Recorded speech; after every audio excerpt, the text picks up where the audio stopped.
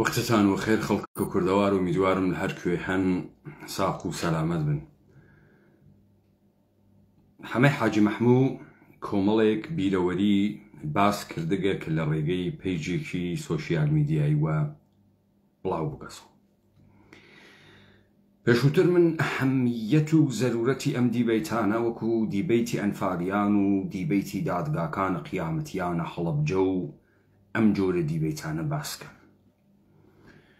ئێمە کۆمەڵێ دوکانداری زۆڵدەهاتیمان لێ کۆبوو گەسۆ لە ناوە ئەم سەرزەمینە کوردەوارە لە ژێرە ناوە تاقمە و حیزب بە ناوە کورد و قسەیان کردگەوە تا ئەم دەقیقەیشە دەوڵەتانە منتەقە تریبوون کوردیان پێئەدەن و بە ناوە کوردەوە دێنەگۆ. یەکێک لەو پاساوانەی وا ئەمانە لە ژێر ناوە خیانەتە ئاشکارا و بەرمەڵای خۆیان ئەیکەن ئەوەسەکە ئەمانە چوون لە ناوە ناوچەکە گەمارۆ دریاگن بە دەوڵەتە ئێران و تورکیە و عێراق و سووریە دەبێ لەگەڵ ئەرزواقعەکە ڕابێن و دەبێ ئەم تەعاملاتە بخوێننەوە، بەڵام کەسیان ئەمە ناخوێنێتەوە کە کارکردە ئەم دیبەیتانەی ئێمە بۆ خەڵکی کوردە. تۆم قسانە بە ناوە کورد ئەکەی، لە سلێمانی و لە هەولێرا مستەغنی نیت لە کرماشان و سنە و ورمێ. بابزانی ئەوەی وا پاڵە داگەسۆ لە سلێمانی و هەولێرا قسەی زلی بۆ ئەکەی لە ژێر دەمداخستنە خەڵکە سنە و دیاربەکر و قامشلو تۆ ئەتوانی ئەو تڕەهاتە بێژی و ئەو حەیتەرانە بکەی. دەرخستنە ڕواڵەتە واقعیە ئێوە، دەرخستنە ماهیەتە جنایەتکارانەیە ئێوە و ئستخباراتیە ئێوە کە بە ناوە کوردۆ قداسەتتان بە خەڵکە کورد فرۆشتگەسۆ ئەوەڵین کارکردێکە هەسی ئێوە نەخۆتان نەمێژووتان نە ئەفرادتان نە ناوە حیزبەکانتان نەدانە بەدانەی کوژیاگەکانتان ڕەبتی بە کوردۆ نییە. کوژیاگە حیزبیە خۆتانە، بەڵام لە منزەرە کورد و خوا ڕەحمەتی نەئەکرد ئیشاءالله خوا لە قیامەتا حسێبیان بکات و بە گوێرەی جنایەتیان بیان خاتە ناوە دۆزەخ و عەزابیان با. دانە بەدانەی کوژریاگەکانتان. ئەوەی یەکەم جارە من ئەو قسە ئەەکەم و بە شەهامەت و ئەو قسە ئەەکەم. بزانن هەر من بووم پرسیارم لە ئێوە کرد ئەرێ 31 ئابە ساڵ 1996 سەدام حسێن و هێزەکەی کە لە ناوە ئەقلیمە حەبیبە کوردستانە بوو بۆ دوای ئەوەی کە جەلال تاڵەبانی ڕاونا ئەقلیمە کوردستانی بەجێهێشت. چ گەرەنتیەک هەبوو بۆ دەبوایە بەجێ هێشتایە بۆ پارتی؟ دەی سەدام حسێن بیانووی ئەمەی بوو ئەگەر مەسئلە ئەمریکا بوایە، ئەگەر مەسئلە ئومەم المتحیدە وایە، ئەوە تا ئەحزابە کوردی خۆیان داوایان کردووە کە هێزە عێراقی بگەڕێتەوە. ئەوە تا هێزە عێراقیش خەڵکە کوردستانە عێراق ناکوژێت. سەدام حسێن بۆ دەبوایە چۆری کردایە. من لەوێ وەڵامم داوە و وتم ئەمانە هەر لە ئەووەڵەوە هاوکارە وڵاتگە لە منتەقە دەستگاگە لە ئەمنیەتە منتەقە بووگن.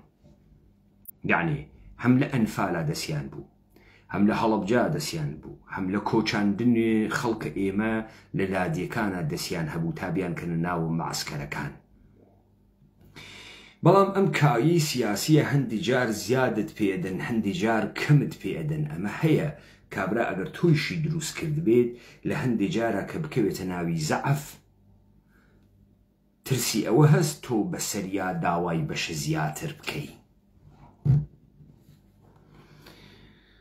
بۆیە دەوڵەتە ئێرانی وەختی کۆمەڵە و دموکرات دروزەکە خۆی ئینشقاقیان تێخا وەختی مەکتەبە قورئان دروزەکە باڵە حەسەنە ئەمینی دروزەکە سعدی قوڕیشی دروزەکەیان خاتە بەرامبەر یەکتری وەختی خۆیشی گەرەکیانوێت تێکەڵیان ئەکاتەوە وەختی خۆیشی گەرەکیانوێت جگەیان ئەکاتەوە هەموویان دەستکردە ئەوانەنە هەمەی حاجی مەحموود چیێژی من لەدایک بووی 1970 11 ساڵم بووگە ساڵە 91 نە عمرم لەو عمرە بووگە کە ئەم مێژووە تیا بەشدار بم نە جوغرافیام ئەو جوغرافیا بووگە کە لە ناویا بم ئەوەی بیستم تەلەڤیزیۆنە ئێوە بوو کەوادرە ئێوە بوو ڕخنەگیرە ئێوە بوو تۆریاوە ئێوە بوو وەلێ من ئەم تاریخم نەبیستوە تا ئێستا ئەم قسانەش کران بڕێک لە قسەهایەک لەگرا ئەکرێت تا ئەم دقیقە ئەوەی وا لە قلیمە حەبیبە کوردستانە بە نەیارە حکوومەتە هەلێمەوە بە ئەو چەلەحانی کەرە دەمپانۆکەرانەی بەرامبەرە حکوومەتە هەرێم بە تۆراوەکانە ناو پارتی وێکێتی یەک نەفەریان ئاماژە بەم مەسائلە ناکا کە من ئێستا لە قسەکانە هەمەی حاجی مەحموودتان لێدەم تەواوەتی دەری ئەخا ئەم ئەحزابە دەستکردە هەر لە ڕۆژە ئەووەڵ و هاوکار و دەستکردە دووە لە منتەقە و لە هەمان کاتە دەوڵەتە عێراقی بووبن ئەمە چی بە تۆ ئێژێ ئەمە بە تۆ ئێژێ جاش خەفیفەیەک سەگی لە پێشمەرگەی ئەمانە گەورەترە ملازم محسنێک باوکی ملازم محسن و ملازم محسن لە ڕەحبەرانە ئەم حیزبانە پیاکتر و کوڕ پیاکتر بووگن ئەمانە ناتوانن لە ژێرە ناوە کورد و قەداسەت و خاکە کورد جارێکی تر بن لە میلە ئەسڵحە و لە بەرامبەر کەسێکی ترا بوێسن حتا سەر ئێسک دەستیان وا لە ناوت جنایەتە جۆرێک کە پێی ئێژن ئەبتزاڵە شەڕ دەستیان وا لە ناو چەواشەکاری و بەدوابردنە خەڵکە کووردا لە کاتێکە ئەمانە دەستی دەی کارمەندی استیخباراتی دەوڵەتەکانی ناوچە بووگن بەڵام لە جێگەیەکە قومارەکە گرتی بۆیان و ئیقلیمی حەبیبی کوردستانیان لەسەر حکومە زاتیەکەی 1970 حەسەن البەکر پێدانەوە ئێستا ئێمە تێنە سەر ئەو مێژووە وا هەمەی حاجی مەحموود باسیەکە وا یەک نەفەر لە ئێوە کەسێکی بەشەرەف کەسێکی کورد کەسێکی خاوەن هەڵوێست کەسێکی خاوەن وجدان کەسێکی عاقڵ لە ناوە ئێوە 5 ملیۆن خەڵکە ئیقلیمە کوردستان یەک نەفەر ڕاز نەبووە کە خۆی بە نوخبە بزانێ بە ڕووناکبیر بزانێ یەکێ لەم خاڵانە بەرجەست دەکاتەوە باسیکە ئێوە کامە قسەتان کرد ئێوە ئەو قسەتانە کرد وا پاراستن وا زانیاری بۆتانی دروست کرد و مەعاشەکە نییە نەوتەکە دزیەکە ئەوەی وا عەلی حەمە ساڵح بۆتانیەکە حاسیبە ئەو خۆیان فێرتانەکەن هەر لە مەلا بەختیار و فێرتانەکەن تا شێخ جەعفەر و مەحموود سەنگاوی هەڵگەڕیاوە وتی خەڵکەکە ترسنۆکە وەگەرنە ئەگە ترسنۆک نەوایە پیاک بۆیە فومانیەدا مەحموود سەنگاوی وتی خەڵکەکە نە نەجیمە نە تەحەمولمانەکە ترس زاوەرە ئەمە من نەموتە ئەمە مەحموود سەنگاوی وتی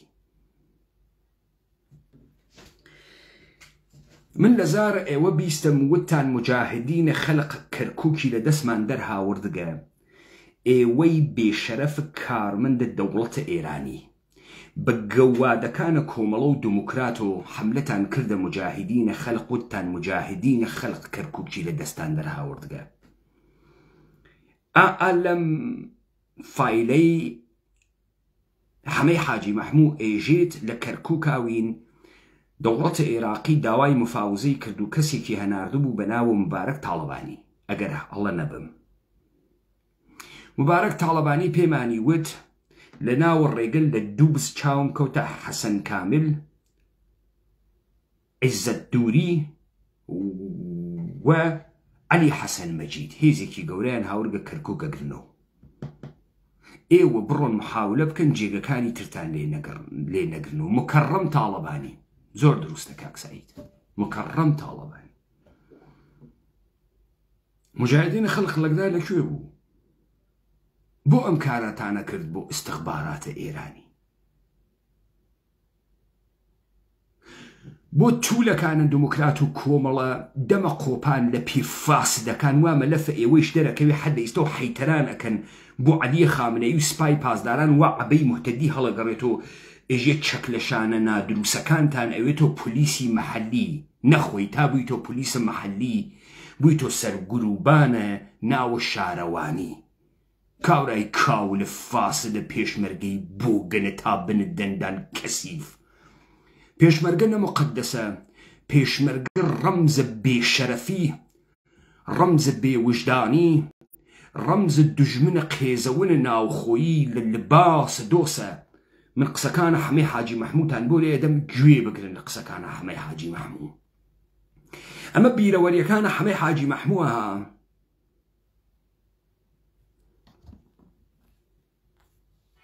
داوای لە ئێمە کرد چوونە دێخێوەتە لە شاڕاجەمە کە چوونە دێخێوەتە مامزای لێ دانیشت بوو خانۆکەی چیتیان نەبوو لەسەر بلۆک دانیشت بوو چوونە وتمان چییە وتی وەڵاوە حکوومەتی عێراقی داوای مفۆزاتەکە بیکەین یان نەیکەین پێشمەرگە وەتە شەڕی پێ ناکرێ وەزەکە خراپ بوو ئەمانە گلەی لە کاک ڕەسوڵ کردی کاک ڕەسوڵ تێدی با لەم کاتە مفۆزات نەکەین مامزای لەگەڵ حکوومەت چونکە ئەومای متحیدە و ئەمریکا و دنیا هاتووەتە سەرخەت با ئێمە لەگوێ ئەوان بکەین باشترە مامزای نیگەران بوو لە قسەی کاک ڕەسوڵ من وتم وەڵام مامزای ئەگەر ئێمە ئیسفادەی دەکەین مفۆزات بکەین خراپ نییە بەڵام ئێستا ئەمریکا هاتووەتە سەرخەت ئەگەر ئێمە مفۆزات بکەین زەرەمان لێ ناداتەوە وتی نانادێت مامزای وتی من ئیستا هینێک دێت وەفتێکی حکوومەتی عێراقی دێت من هەڵەگرن ئەمبەن بۆ هین بۆ شەخڵاوە بۆ لای جەبهەی کوردستانی کاک مەسعود و کاک ڕەسوڵ و کاک عەزیز محەممەد و ئانج دەوێت لەوێت کاک سامیوان لەوێت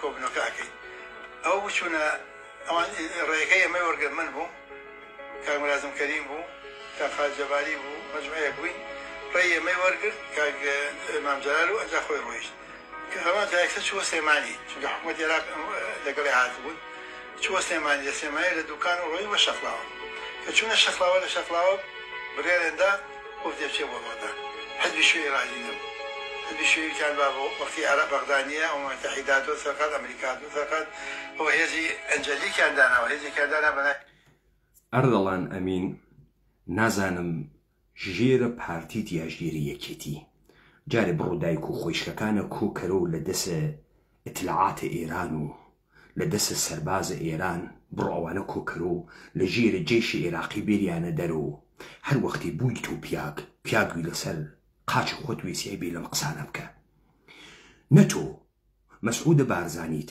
ڕئیس حکوومەتە ئیقلیمە ئیستەیشە بەن لە دەرگای ماڵەکەی ژوورەکەی و تەختەکەی و ژنەکەی ئێشێ جێبێڵێت حاڵیت بوو لەم تڕەتڕە نێ لە حەدەی وا قسەی وا نەکەی ها ئەوە نە پیاگ نییەی نەخۆت پیاگی نە ئەوانەی پشتە پێ بەستگن دافێتە ڕووداری نەکەی ها پڕت دەمە ئەکەین لە زێراو خۆت و ئەوانەی وا پشتە پێ بەستگن حاڵی بووی کوڕە گەواد دەم نەکاتەوە ها ئەو پیاگ نەهاتکە تا گەوادی وەکو ئێوە حەیتەرانتانە کرد تۆ پێشمەرگەی گەوادە تۆ حیزبی گەوادە ئەوە قسەی حەمەی حاجی مەحموود ها من لێدەم وتی جەلال دانیشت و وتی پێشمەرگە شەڕی پێ ناکرێ بۆ مفاوزاتە چین ساڵی 92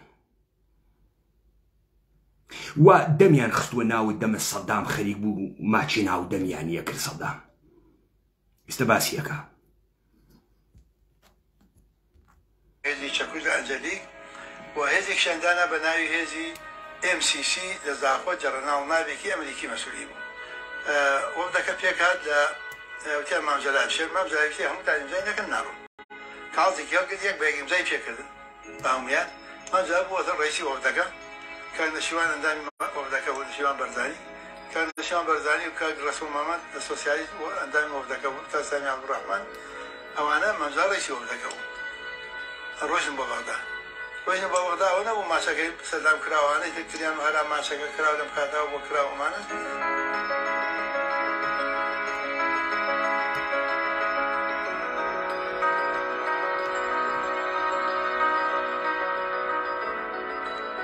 ئەو 42 ڕۆژ مامجاران مایەوە لە بەغا لەو 42 ڕۆژەدا عێراقی شتێکی نەکرد دوای وەفدەکەیان گۆڕی بەڕێز کاک مەسعود چوو بۆ بەغدا ئێمەش گۆڕیمان ئێمە لەو کاتە لە دەینەوە لە کاک ڕەسوول و مامۆستا سعدەوە گۆڕیمان بۆ کاک دکتۆر مەحموود و ئەوە کاک دکتۆر مەحموود و کاک عەدنان موفتی وان ڕۆیشتن بۆ بەغدا کە چوون ئەمان 22 ڕۆژ ڕێک لە بەغدا بوون وەفدەکەی دووەمیش هیچیان نەکرد عێراق کە هیچیان نەکرد ئەجا وەفدێکی داوایان لە هیند کرد داوایان لە وەفدەکە کرد عێراق وەفدێک بنێرێتەوە تەبلیغی ئەمریکیەکان بکا بڵێ ئێمە لەگەڵ عێراق ڕێککەوتین پێویستمان بەیەوە نی چوار کەسیان لە هەر چوار حیزبەکە ناردەوە بۆ کوردستان لە حزبی سۆسیالیستی کاک دکتۆر مەحموود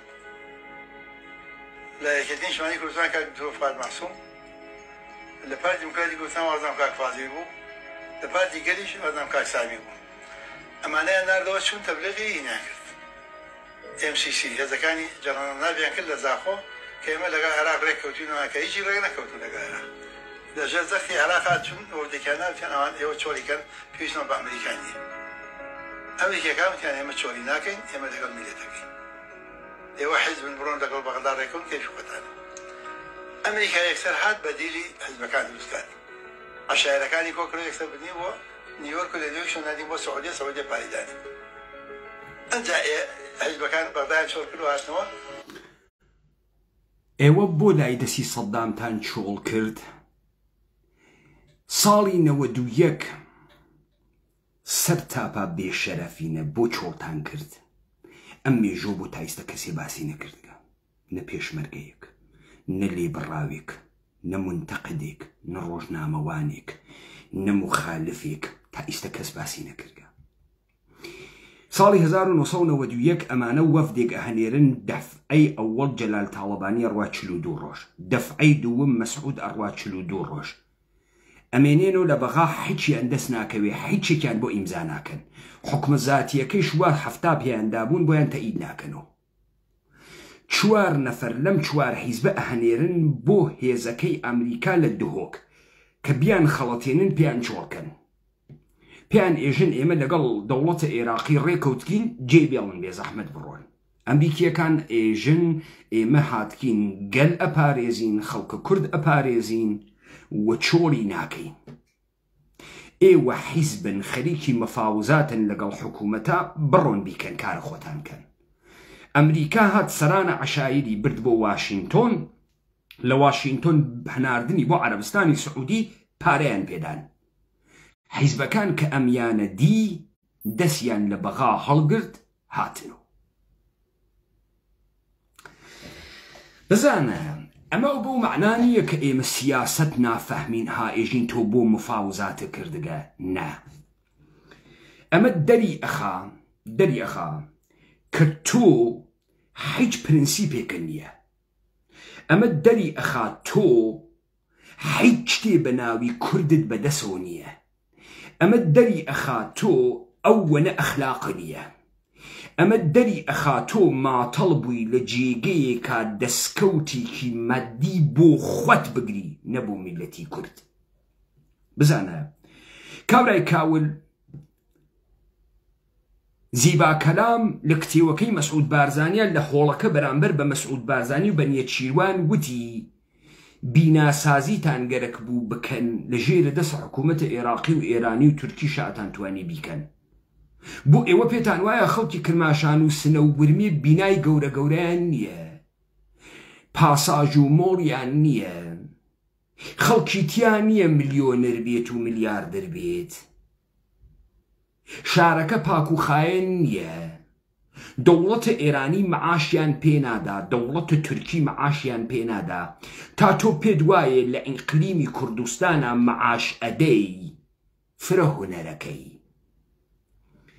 تۆ ئەوەنە سەمومەنی کوردایەتی نێ لە دەسا تۆ ئەوەنە دیپلۆماسی ناکەی گوێڕایەڵی دەسی حیزبی بەعسی عێراقی تا ئەمریکا بەدیلی سەرانی عەشایرە بۆ دروست ناکات تۆ لە بەغا ناکشێتەوە سوال بۆ تا ئێستا یەکێ باسی ئەمەی نەکرد بێ شەرەفەکانی بەغداد الحەبیب گەوادەکانی مەواتن عێراقی. ئەزانی بۆ قسانتانە پێیەکەم ئەوەی لە ژێرە ناوە ئێوە کوژیاگەن نە ئیحترامی هەست نە بەلای ئێمەوە مقدسە. ئەوەی لە لای ئێوە کوژیاگە تاقمێکی جنایەتکاری استخباراتی دەوڵەتانی منتەقەز گۆڕ بە گۆڕ ئەچوو. ئیشاڵڵا خوا لە قیامەتا بیخاتە فێسقەرە. بێ شەرەف ساڵە 91 2 ساڵ لە هەڵەبجە وا خۆت دەسەواتەیە تێپەڕیگە. لە ڕەوەکە چەند مانگی تێپەڕیگە. تۆ دەست لە بەغا هەڵناگرینایتە دواوە. تا ئەمریکا بەدی لە عەشایرە بۆ دروستەکە. تۆ بە من بێژە تۆ بە چ جورئەتێ مولازم موحسنەوە کوشت؟ ئەو قەتڵەتە چۆن کرد؟ ئێوە چۆن جورئەت ئەکەن ئێژن جاش خەفیفە مەوجودە یعنی ئێوە کوڕە خاسەن؟ جاش خەفیفە سەگەکەی بەرماڵی بە ئەژدا و ئابادە ئێوە ئەژیت. ئەو کارمەندە مستەقیمە دەوڵەتە عێراق بوو نێشاردوو. وەلێ تۆ بێ شەرەف تەحتە ناوە کوردایەتی ئەنفالە کرد، هەڵەبجەت کرد، لادێکانە پێچۆڵکردن، خەڵک کۆچان تا سلێمانی دروست بووە تا شارەکان دروست بوون بۆ حیزب بەعس بۆ دەوڵەتە عێراقی. تۆ 2003 خود ڕووی تۆ دەوڵەتە عێراقی دانیاوە. ئەحزاب شمال حەبیب دەفعەتر کوردایەتی نەفرۆشنەها. ئەزانم بەلاتانەوە مهم نییە، پێتان وایە خەڵکی سلێمانی بەلایەوە مهم نییە، کەلار بەلایەوە مهم نییە. ئەزانی کوێ بەلایەوە مهمە؟ ڕای گشتی کرماشان بەلایەوە مهمە، سنە بەلایەوە مهمە، مەهاباد بەلایەوە مهمە. باوەڕکەن چون لە ژێرە ناوە کورد ئەم کارتانە کردگە سزای تەک بە تەکە کارەکانتانە دەنەوە. چون ئەمانتانە گشتی بە حسابە ئێمە نووسا. با بزانی خاس بچەسپێوە دەوڵەتە عێراقی و لە خواتوێت هەڵنەتەکێ هەڵ بتەکێ پێست ئەگرنەوە خەڵکە کوردها خراپ پێستە دەگرنەوە.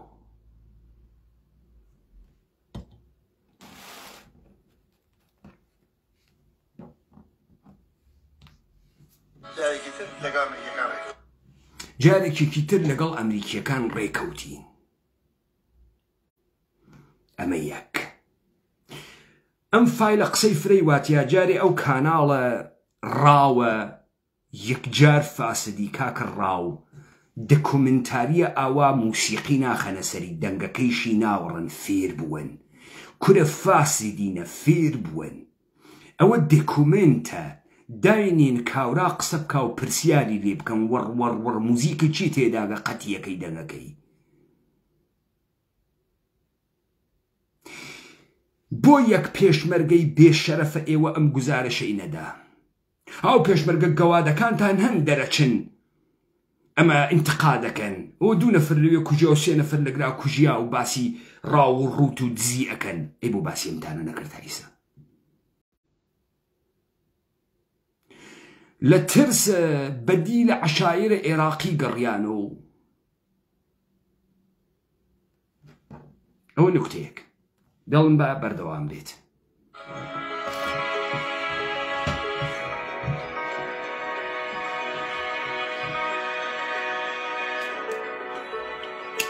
حکومەتی عێراقی نامەیان بۆ من نات وتابەتی عەلی حەسەن مەجید داواکەڵێ با ئاشتیتان لەگەڵا بکەین.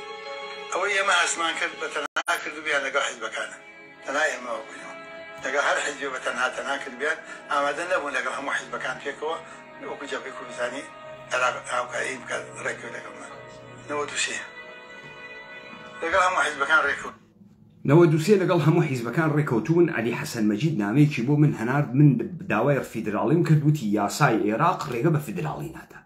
نامەکەی ماوە ساڵی 93. ئەم ئێژێ بەردەوامە تا هەر ئەو شتەی وا پێیانوت حکومە زاتیەکە هەر ئەمە سەوا ئیقلیمە کوردستانی ئەمڕۆ هەست، هەر ئەمە سەوا ئەمڕۆ هەست. سەدام لەگەڵ یانە تعاملەکە. تۆ ئیستا ئەزانی بۆچی 96 تانکەکانە عێراق قەڕوات و مەسعود دەستنیشاندەی سەدامە. هاوکارە استخباراتە عێراقە، هاوکارە استخباراتە ئێرانە، هەموویان کۆکن لەسەر نابودکردنە کورد تا ئەم بەرساختە بێشەرەفە نامتەعەلقانە بەسەر سەرە کورد و سوارکەن. ئێستا با بێنە سەر ئەوەی کە ئەمانە چیان کردووە لە 91 تا 2003. ئەمیش یەکەم جارە باسەکری. ڕێکەوتنی هاتە چەند ساڵە توانیوە منتیقەی ئازاد تان نەکەین، بەڵام بە ئێوە کەس نەزانێت ئێمە ئاگامەندیەتی ئەم ڕادیۆلێکی وتین بۆتان نەکەین. دەینێ تۆ بڕۆ ئەو خانووەکە دروستکە، ئێمە یارمەتی بدەین بۆی ڕادیۆکە بۆ بێنین. وتم باشە. من هەر لەوێ بووم ئەوان ڕادیۆ تەلەفۆنەکان دەخڵکرد بۆ مخەڵی کاک ئەحمەد چەلەبی لە تاران. کە من گەیم وەستێمانی تەلەفۆنەکە فاکسەکەیان بۆ هێنام، لە ڕێی فاکسەکەەوە خەریتەی خانووەکەیان بۆ نادەم بۆ ڕادیۆکە. خانووەکە 12 ژوورە هۆڵە، هەموو شتێکی تێدایە، خانووەکەمان تەبەند دروست کرد. بەڵام تا ئەمریکا پارەی بنێرێ و تا ئەمریکا شتەکانی کەم خانووەکەم دەست پێ کرد. خانووەکەم دەست پێ کرد لە ماوەی 6 مانگە خانووەکەم دروست کرد. قەرار بوو ئەمە باز نەکرێت، کەس باسی نەکات. بەڵام دوای ئەوە هین ئیعلانی کرد. کۆشکی وەزارەتی خارجی ئەمریکا بەڵێ ڕادیۆکە بین لە کوردستان دایانەی و ڕێکەوتین و ئەمانە. عێراق خاوەنی لیاڵزە ئەو کاتەکە وشار و کات تۆ بەرەم جابی عێراقە لاو تاشتی وانیە. ئەحمەد چەلەبی تەسریحێکی دا لە ئەمریکا وتی بەڵێ وا هەیە و لەگەڵ بیشتاگی ڕێکەوتوین. دوایی نوێدەری ئێمە لە ئەڵمانیا تەسریحیدا لە بریتانیا تەسریحاندا ئێران زانی ئێران وتی باسان نەکرایەت ناڵێن لای ئێمە و ڕادیۆکە بەرن. ئەوتی ناڵێن لای ئێمە بەرن. ئەمریکەکان وتیان باشە خۆمان بە ئەینەگیری بادی کۆمپیۆتەری نێرین. هالەگرا لە قسەکانی ئەمان دەرەکەوێ ئەوڵەن لە 2003 و ئەمریکا لەگەڵ ئێرانە سەدامەخە. لە قسەکانە ڕەفسنجانی ساڵە 67 لە قسەکانە محسن ڕزایی و نامەکەی محسن ڕزایی دەرکەوت هەدەف لە شەڕ ئێران و عێراق بۆ ئێران ڕوخاندنە سەدام حوسێن و ڕژیمە بەعسە، حیزبی بەعسی ئیشتراکیە. ئەوەسە بە هاوکاری ئەمریکا تێبوویان ئەڕۆخێنێ. لەگرا ئەوەی کە ئێران جمهوری ئیسلامی دەستکردە ئەمریکاس ئەشارێت و لەگرا باسی ڕادیۆەکەی ڕادیۆ عێراقی ئازادەکان لە پراگۆ وا قەرارە لە تارانۆ بێت بەرەو ئەقلیمە کوردستان. ئێران ئێژێ بێرنی، بەڵام با کەس نەزانی. کەس نەزانێت کێس شیعەکانی ناوخۆن وا سەربازی خۆینی وا هاوار ئەکات دەوڵەتە شیعەیە جمهوری ئیسلامی زدە ئەمریکایە لە کاتێکە ئەمریکایی یەهودیە دەستکردی ئەمریکاس دەوڵەتە جمهوری ئیسلامی. ئێستا ئێژێ کەش بوو ئێران وتی تازە ناتوانن بە خاکی منابی بن.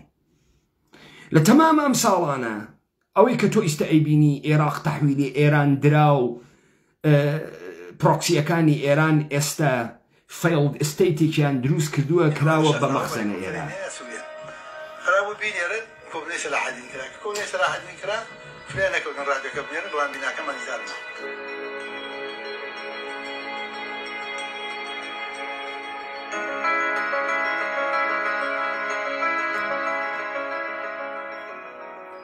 گفتوگۆکان هەبوو، بەڵام لەو دوایە زیاتر لە سیاسی توجاری بوو. ینی شکڵێکی توجاری بەخۆ گرتبوو. ینی مەسەلا عێراق حەساری لەسەر بوو، ڕێگەیەکی نەبوو. لێرە لایەنە کوردیەکان یارمەتیان نەدا مقابل بە ئەوەی ئەوان یارمەتی ئەمان بدەن. نەوتەکەیان بۆ ڕێیە کرد بە قاچار لە حودی ئایانار بۆ توی تەواو بوو. ئەمە زۆر مهمە. بۆ ئەقلیمە کوردستان ئەمێنێتۆ لەبەر بتەوکردن ڕێگەی قاچاق. لە ساڵی 92 خەڵکەکە نەکەوتە برسێتی، نەیانوت لە کوردەوارە داگی کریاگە لای عێراق ژن هەبوو ئاردەکەی بایعی وەختی هاتۆ تفیتێ کردوتی ئەوە بۆ نەبووی تا حیزمە کرد. ئەها خەڵکەکە لە تاوە برسێتیە ڕووی کردە ئێران و تورکیە بۆ کرێکاری، ڕووی کردە ئەوروپا. لە ساڵی 91 و ئەم بێشەرەفانە لەگەڵ ڕژیمی بەعسە هاوکاری ڕژیمە بەعسەکەن بۆ تەئمینکردنە دۆلار، ئەرز و پێداویستیەکان ڕژیمە بەعس لە بەغا. بە ئێوەیشیان ئەوت عێراق حەساری لەسرە، ئێمە حەسارە عێراقمان لەسرە. هەر ئەو وەختە لە خەت بازرگانی کردن، بتەوکردن و هێشتنەوەی سەدام حسێنا بوون. مەگەر سەدام حسێن دوژمنتان نەبوو؟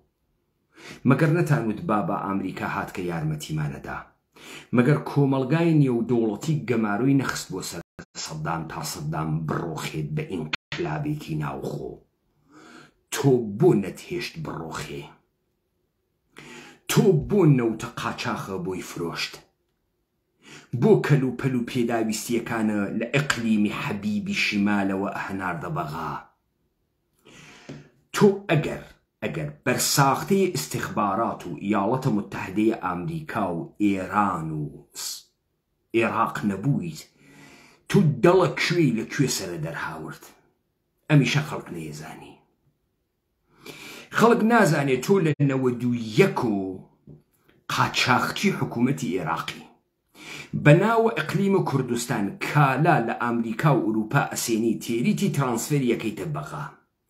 لە بەغاوە نەوت و پێداویستیها بۆ قاچاخە لەگەڵ مەسیرە قاچاخە تورکیا و ئێران ئەخەیتە ڕێ. ئەمە هەمان خەتە لە 2003 ئیتر ئاشکارای عاڵەم دنیا ئەزانی خەریکینی، لەگەڵ سپای قودسی پاسداران و لەگەڵ میتە تورکیە و لەگەڵ موساتە ئیسرائیل ئێوە خەریکە ڕاوڕوتە ناوچەکەن. براکانە قاچاقچی. ئەزانی پوڵەکەی بۆ ئێمە مهم نییە ها کە تو پوڵت هەسیان نێسد. ئەزانی چی بۆ من مهمە؟ ئەوەی کە حکمە مەرگ خۆتان ئیمزا کردگە. ئێوە یەک جنازەی خۆتانتان بە قیداسەت و نەهێشت. ئێوە یەک جنازەی کوژیاگە خۆتان نەهێشت کە لیاقەتە فاتحەیەکی بێ فاتحەیەکی بۆ بەی.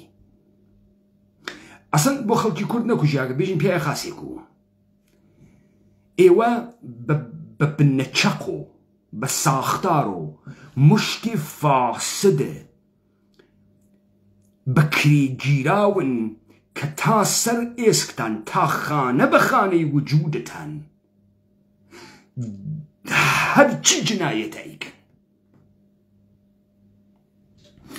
تۆ پێت وایە ئیستا ئەرزی واقعی لە ئیقلیمی کوردستانە پاڵە داگەسۆ نەفت وا لە دەستا ئەم خەڵکە هیچ نایژێت، بەڵام نازانیت لە ڕای گشتیا وەختی خوێنە مباح بوو کونە مشکە لێ ئەوێتە ئەمارەت. تۆ بەناوە کوردایەتی ئەم خەڵکیشە وا خەریک بوو گەوادی بۆ تۆ ئەکرد هەر لە ڕووبەر و ئەیوت کوردایەتی ئەەکەم. ئیتر ئەمە ناشارێت و ئەمە ناشارێت و چ پاساوێکی بۆ تێری خوێڕی کوڕ خوێڕی؟ تۆ بۆ هاوکاری سەدام حسێنەکەی لە قاچاخە؟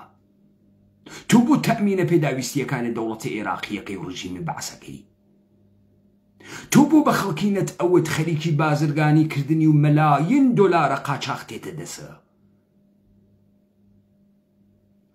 پێشمەرگەی گەڵپانە سنووری دانیاگە و خوێنی داگە ئازاد بووگە، یا کارکرد تۆ بە عینوانە کاتالیزۆرە قاچاقچی؟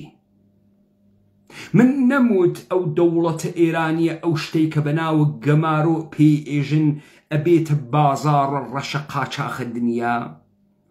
من نەموت درۆ ئەکەن دەوڵەتە ئێرانی 500,000 بۆشکە نەوت نافرۆشێت، زیاتر لە 5 ملیۆن ئەفرۆشێ، بەڵام بە قاچاخی لەگەڵ ئێوە ئێران و عێراقتان کردگەسە مۆڵگەیە بازاڕە ڕەشە دنیا بۆ ئەمریکا.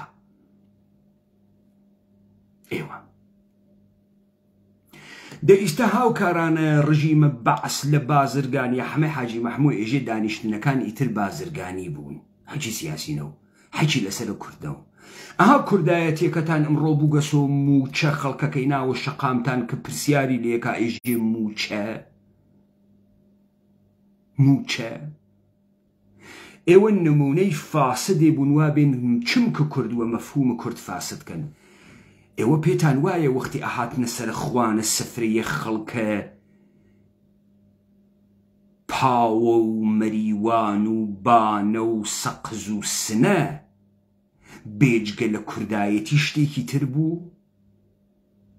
ئەم خەڵکە بە دیارە ئاش بە تاڵتان و گریا مەراقی کرد بێژگە لە کوردایەتی شتێتر بوو.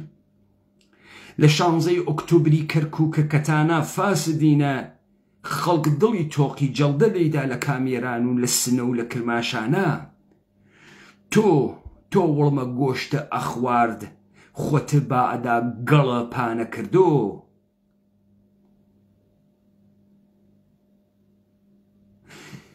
پێت وابوو لەسەر کوردایەتی نەوێ لەسەر شتێکی تر هەست چون ئێوە فرە زەریفن. دەئیستە ئەم کارنامە کە لە ئێوە دەرئەکەوێت بۆ ئێمە ماهیەتە ئێوە خوێندنەوەی فرە ئاسان بوو. ئەمە بەدیهیاتەوە خەڵکی عادی وا لە مەسائلە پێچیدە تێناگا لەمە تێگا. ئەزانی تۆ لە زەهنە جووتیارێکی مەریوانیا تڕۆبووی چیت پێتێت؟ ئەزانی لە زەهنیەتی کاورایەکی پاوەیی و نەوسووی و جوانڕۆیە تڕۆبووی چیت پێتێت؟ خۆشویە زەمانی خۆتان کردووە نێرەکەرە کوردایەتی، قارەمانی و گین و شەڕمان کردگە و خاکمان ئازاد کردگە. ئیستۆ تڕۆب و گندنیا تەفتان تێکا؟ تۆ پێت وایە ڕای گشتیە خەڵکە کورد تۆ تەحملەکە تۆ ئێژی من ئێشە نۆکەرە ئێران وم چون ئێران دەوڵەتە لە منتەقەکە پێت وایە ئێمە کێین؟ ئێمە خەڵکە و خاکینە تۆ چاوە لە ناوچاو ئێمە. تۆ چاوت وا لە ناوچاو ئێمە لەسەر ناوە ئێمە لەسەر خاکە ئێمە بەنامە ئێمە خەریکی هەناسەیەکیشی. تۆ پێت وایە تڕۆویت و ماهیەتە دەرکەفێ ئەتوانی لە ناوە ئێمە دانیشی؟ تاکەی پێت وایە ئەتوانی ئێسک و پرۆسکە کوژیاگەکانەوە گۆڕ بە گۆڕ چوون کارمەندە دەسەدەکانە ئستیخباراتە عێراقی و ئێرانی ئەفرۆشی تۆ؟ ئیسە جوابە چێ بێشەرەفە کوڕە بێشەرەف؟ لە 91 تۆ گەوادی کردگە تا 2003 بۆ دەوڵەتە عێراق لە ڕێگەی قاچاخ جەوت و نەوت و تەمینە ئەرز بووگیت و کالا هاوردگە بۆ سەدام حوسێن وەداکتە پێیان بۆیە تۆ ماگی تۆ وەکو قەحبە لەو ناوەڕاستە بازرگانیان بۆ بکەی، بازرگانی قاچاخیان بۆ بکەی، بازاڕە قاچاخ بە ئێوە دروستکەن. تۆ پێت وایە لەم سەرزەمینە بەشەر نەماگە پیاگ نەماگە تۆ ئەتوانی بەردەوامی هەروە بڕۆی؟ ئەم قسانە هەمەی حاجی مەحموود بۆ یەکەم جار کردیا، وەلێ لەوەتی کریاگە یەک نەفەرتانم قسەتانە نەکردگەمە 34 ساڵە. ئیستا حاڵیت بوو جەوتەکە و نەوتەکە و مەعاش نییە پاراستن خۆی فێرە ئەکا. ئیشی دەستگاگە لە ئستیخباراتی ئەوەسە خۆی مخالفەتە خۆی دروست ئەکا. مخالفەتە گەرەک تۆ بکردای مەشیانتە بوتایە بۆ تای سەنەتان بکە. بۆ نەتانوت ئێوە لە بەغانە هاتنە دەرەوە تا ئەمریکا گەرەکی بوو بە دیلەکەتان بە عەشایر دروستکە لێو داوەکو سەگ ترسیان هاتنەوە بەجێتان هێشت؟ بۆ نەتانوت لە ساڵە 91 و ئێوە خەریکی قاچاخکردنن بۆ دەوڵەتە عێراقی و بە خەڵکەکەتان وڵا پارە نییە معاش نییە هیچی نییە، ئێمە فرە قارەمان و گین چوین عێراقمان ئازاد کرد تۆ عێراق ئازاد کرد فاسد تۆ لەگەڵ کاورە هاوکاری ئەەکەی تەمینە نیازەکانی ئەەکەی ئازادە کرد. تۆ چ چمکێکی ئەخلاقی ماگە لە پشتیا بێشی تۆ کوردایەتی ئازادی عەداڵەت بەرابەری دموکراسی فاسدە کوڕە فاسد واقعانەمانە معنای هەست لە لای تۆ هەسی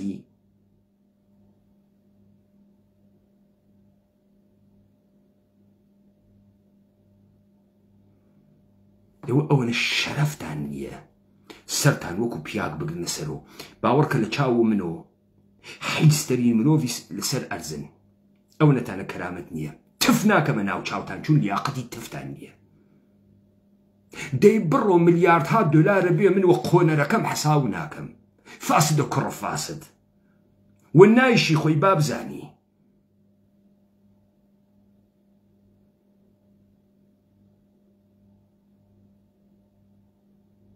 ئەنفال کریاین و شیمیایی کردیاین و برسیمانە و کوژیاین و خوێڕی فاسدە هاوکارە ئستیخباراتە بەحث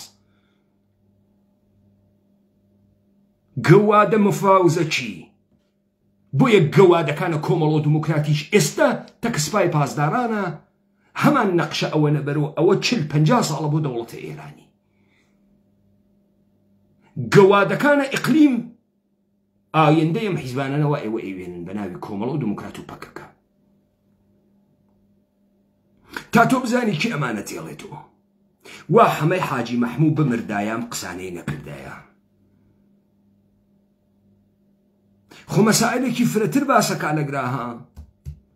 هەر لە قایم مەقامیەتیەکەی کەرکووکی، هەر لە درۆکەتان وا بەناو مجاهدینە خەڵق کردتان، هەر لە فەسادەکەتان لە ناوە کەرکووکە. دەیسە تۆ پێت وایە جارێکی تر ئەتوانین نەڕەنە ڕوشتی ڕەشیڕکەی بەناوە پێشمەرگە و کوژیاگەکانتان؟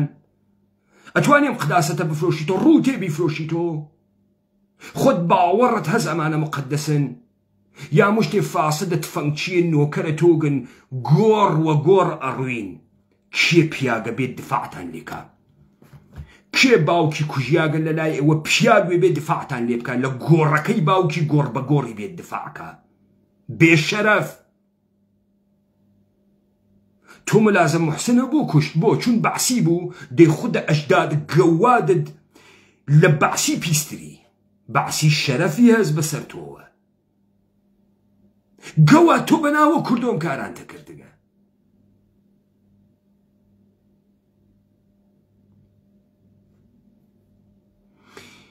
گەوادە کوڕە دەستگوێت وا پێ پوڵ دزین خواردنیشی گەرەکە. باوەڕ کە وەختی خەڵکە خۆت بێزێ لێ بکا و متەرەسەدە فرسەتێک وێ تیکە تیکە بکا ئەو پوڵە بۆت ناخورێت. لەزەتیشە پێ نادات. نە لەزەتە پێدا نە پێ ئەخوریە. تۆ ئیستە پوڵە هەز ئیستە بۆت مهمە پێت بێژن پیاە خاسێکی فرە ژیری، فرەوە کەرامەتی، فرە دایک و باوکداری، فرە بێشەرەفی، فرە بێ دایک و باوکی، فرە بێ بەر و دوای، گۆڕ وە گۆڕ ئەچوون دانە بە دانەی کوژیاگەکانتان. دابێت قسەکانە هەمێ بە حاجی مەحموود ڕەتکەنەوە. بێنەوە ڕەدیکەنەوە. بێشەرەف تۆ پێت وایە مەلامچە و مەسعود و شۆڕش گەڵدەڵپڵە پێشمەرگەیە گەواد قداسەتی مایتر جارێکی تر ئەتوانی بیفرۆشیتۆ؟ خاس خەرج بوون. خاس ئوغدەی سەرەتانی وەکو ئێوە، عفونەتی وەکو ئێوە، زۆری وەکو ئێوە ئشی بیکەنە ناو زێرا و ئاو بکێشنە سەری بڕوات. خاس دەستان ڕووبوو. گەوا دەحفێتر قداسەت دەفرۆشنەها. بەناو کوردە دەحفێتر قسە نەکەنها. بێشەرەفینە وەکو شیعەکان وا مۆرە دەنە ناو چاویان دەسێ فاسۆنی تۆپێ پارچە نەکەنە بەرە خۆتان پزگ و شەواڵەکانتان دوومتروێ بێژن ئێمە فرە و کوردین. 4 ساعتی پێچێ لە شەرواڵەکەمانە بابێتە دەرەوە چون فرە کوردین. گەوا و دەحفێتر پێشمەرگایەتی نەفرۆشنەوەها. هەر کەسێکیشتان بەناوە جاش کوشتەکە سەگی شەرەفی هەز بە کوژیاگەکانە ئێوە. باوکە هەر کەسێک کوڕە هەر کەسێکتان کوشتگە لەلایەنە من و حکمی هەزبتان تۆپێنێ دەستی خۆشوێت. قەتڵتان کردگە جنایەتتان کردگە. بێشەرەفە بێبەر و دوای قاچاقچی. ئەوەنە پرینسیبە نەوێت و ئەوەنە پرینسیبە نەوێت. ئەوەنە پرینسیبە نەوێت. کۆمەلەفەکانە حکوومەتە ئەقلیمە کوردستانە لەگەڵ بەرهەم ساڵحونێ چیروان تا بیخاتە دەرەوە بزانین دەرامەدە قاچاقچێتی بۆ سەددامتان چەندێک وگە. ناتوانی پاسا و بێری تۆ بێژی خەڵکەکەم بۆ بەخێونەیەکرد یا پارەم گەرەک و بیدەمەوە خەڵکەکەم درۆکەی وەکو سەگ.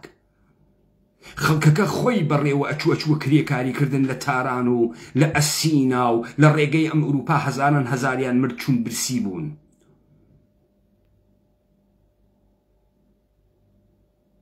کارمەندانە دەسەدەی استخباراتە عێراقی و ئیتلاعاتە ئێرانی.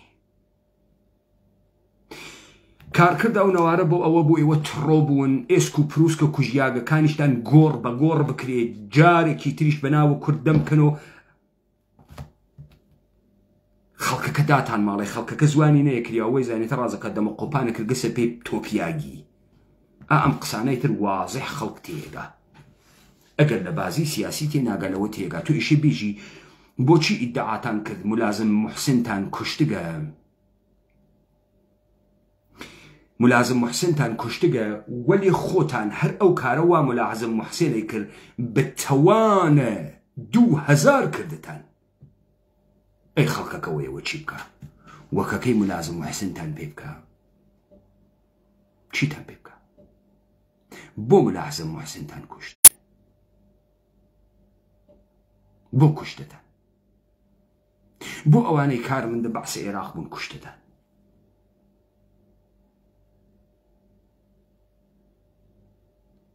لا ئێوە خۆش